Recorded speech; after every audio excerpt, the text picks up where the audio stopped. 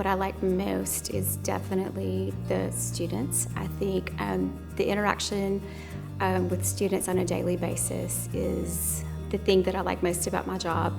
I very much I find it very fulfilling to watch them grow and progress and succeed in reaching their goals.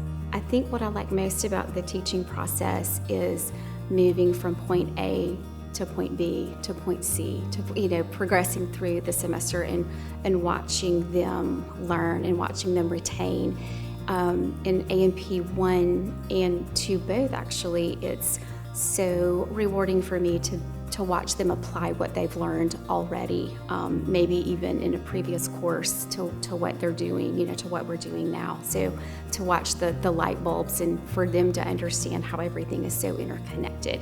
We study the human body one organ system at a time, but it's so cool at the end of A&P 2 that they have learned this new language and they can see how this has an effect on this, because although we study these things separately, everything is interconnected, and it's fun to watch them kind of put that together on their own. My students hear over and over in my class, "You're going to need to know this. You're going to need to know this. Remember this. This is going to come back to you."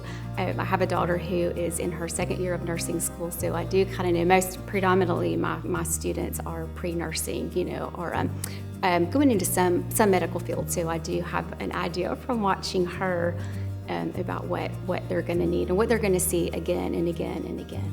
The most important way that I try to engage students in course material is the application end, since most of these students will be using what they learn in my course at a much more practical level or in a much more practical way. I think it's the clinical applications, which is not always necessarily in our content, but it makes it easier and more relevant for them to understand these things when we relate it to something that maybe they have some knowledge of, or some, at least that they've heard of before, and it kind of helps them start thinking in that direction, which is the way they'll be expected to do later.